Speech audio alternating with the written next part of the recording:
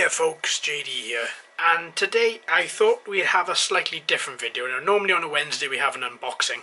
I'm still waiting for the quadcopters that I've ordered to turn up.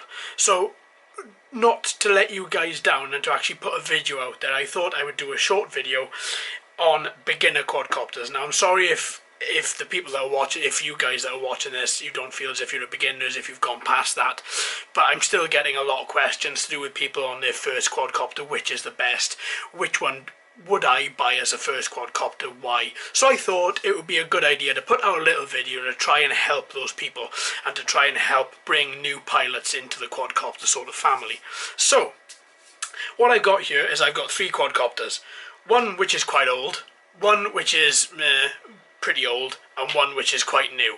And what I thought I would do is they're all pretty similar, they're all clones of this guy, and I thought pretty much I would talk about it, and because all of these fit into three good categories. One, beginner quadcopter, two, readily available, and three, they're all very cheap to buy. So if you fly it, and if you don't like it, you're not going to waste that much money, and you're not going to think as if, oh, I've got to send that back and get my £500 back. So let's put these two to one side. Let's look at this. The Syma X5C. I first flew this about a year ago, maybe a bit longer actually, about a year and a half ago I'm going to say. Now, this is pretty much a very staple of the quadcopter community, and most people that have got a few quadcopters probably at some point would have flown this. It's a very good flyer, it's very basic, but it does come with a few little issues as well. One of them being it's extremely light. It weighs next to nothing. So if you are going to fly it, make sure you fly it on a still day. There's no altitude hold, so that I think is something which is very good when you come to when you first come to fly. Actually, I think it's good, and I think it's not good, because if you don't have altitude hold, you have to learn how to actually move the quadcopter and how to keep it up properly. Altitude hold is a good way of keeping a quadcopter at a certain height, so you can figure out which way to move forward, backwards, left and right. Now, not having altitude hold, you have to take things a little bit slower. So when I bought this, because at the time myself I was quite new to the whole quadcopter thing, I bought this and 6 batteries. Because when I went out to film, I knew I wasn't going to get what I wanted just in one take. So I took a couple of cameras, a couple of batteries, and 6 batteries for this. And fair enough, it did take, I think, 5, if memory serves, about 5 batteries before I got the shot, which is actually in the video, which is on the channel.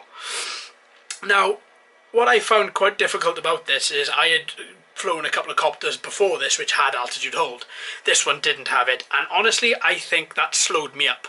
I think because I didn't jump into a quadcopter that didn't have altitude hold, I think that actually was actually quite bad for myself. Now, on flying this, I crashed it a few times. I've dented it loads of places. I've replaced one of the motors. I think this one I've replaced at some point, because it is just put up with a battering. Now, as a beginner quadcopter, you're going to want to see what's quite high, what's higher than you. This comes with a camera. Perfect opportunity for you to take photos and take video, and you don't have to have a smartphone because you've got the little SD card there, which, if memory serves, it comes with. So, and I think it's only a 4 gig card, but it's enough for the length of the battery to record some video. So this quadcopter started a boom of other quadcopters of cheap and cheerful, easy to fly, good beginner quadcopters, fun for intermediate and fun for advanced. And then came the quadcopters like this. Now, there are plenty of other Syma X5 clones out there. These are just 2 of the other ones that I've got that I think are quite interesting and fly pretty much the same as this guy. Now, the JJRC H97, we saw this a few months ago. I kind of liked it. I thought it was pretty good, but I thought that it wasn't as good as the X5C in some areas, but in some areas it was better. Again, no altitude hold, and you do need to be able to fly the quadcopter properly to keep it up. Again, it's made out of quite durable plastic. So when you land it or when you crash it, it's not going to snap. It is going to dent. Again, that is a very good point, because you don't want to have a beginner quadcopter that you take off, you crash it, and it smashes. You can't fly it. This one, same as this one, as you can see, they both share the same body, and they both share the same plastic. So I found this one to be quite fun to fly. Now it's got its little quirks. You have got to, if memory serves, I had to calibrate the quadcopter a little bit beforehand, but that's quite simple using the transmitter. Whereas with this one, I didn't have to calibrate it. This was just quite literally take it out of the box and fly it. This one required a little bit of work, not much. It just wasn't flying to my as well as I wanted it to fly, so I used quite a bit of trim as well. Now, both of these are both extremely cheap to buy. They're both, in my opinion, obviously I'm sure you guys have got your own opinions as well as far as which ones you think are good to begin with. These two, in my estimation, are excellent to begin with. They are very light, they're very quick, but also they're very stable in the air, and that is the main thing. This one arcs a little bit when you turn it. It isn't so much of a nice turner, it does arc a little bit, so you do have to try and guess where this is going to be visually before you do finish turning, whereas this guy turns on a 5p piece. Now, these two are quite old, as I said. You can still buy them, and they're still great quadcopters. Just because they're old doesn't mean they're not any good. Now, these have sort of evolved into that, which is a little bit smaller, as you can see. It's a bit more compact, flies really well. It kind of is a clone of the Syma X5C in the same body style, same motors, the same propellers. But in the same time, I think it's opening up the floor a little bit for other people to clone this. Now, as you can see, the landing sprigs are a little bit longer, a little bit bigger, whereas the Syma X5C landing sprigs are quite small. The camera is now a little bit more compact, still with the SD card inside, so it's likewise with both of these. You don't need to have your phone to record, you can record onto an SD card. The quality of the camera is a little bit better. You can automatically move the lens with this, whereas these two are both fixed lens. So as you can see, there are very subtle differences.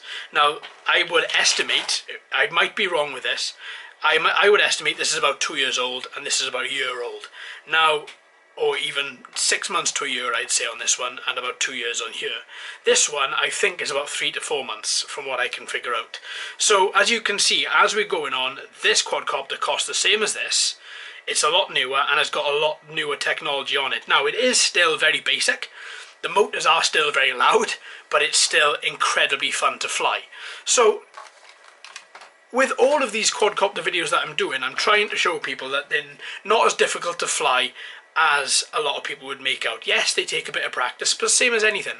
The more you practice, the better you're going to get at it. And to be honest, if I was going to recommend 3 quadcopters, or even 1 quadcopter out of these 3 for somebody who has never flown a remote control plane, helicopter or quadcopter, it would be one of these. Honestly, I would probably stick with the X5C to begin with, because it is out of the box fun, quite literally, just out of the box, boom, and you're gone. These two require a little bit more, I mean not much, just a little bit of calibration and trim on both of them, but still, even once you've done that, you're up, you're flying, and it's just so much fun. Now, I hope that helps you in deciding which quadcopter you want to buy if you're a beginner, because there are thousands out there. You don't know which ones are any good. It's very confusing. Certainly from my point of view, when I first started this channel and this little hobby of mine, which has grown into actually, part of my life, it was very confusing for me to find which ones were good to practice with, and I got to be honest, I've taken this out more than any other quadcopter that I own, including my Phantom, and I've crashed it more than any quadcopter that I ever have. And I mean, I've damaged it, I've ripped out motors and stuff like that, I've replaced motors. So not only has this helped me to fly, but this quadcopter has actually helped me to learn how to maintain quadcopters, where to put the oil in, where to put the oil when the quadcopter is needed, how to replace a motor, and simple things like that. But above all else, in my estimation, if you're going to start flying quadcopters, and if you've never done it before, same as any other remote control, these are my top 3 very beginner quadcopters. Very basic, very cheap, very cheerful, but you can get up and fly within a few minutes. Alright then folks, thanks ever so much for watching and listening. I hope this video has helped some people.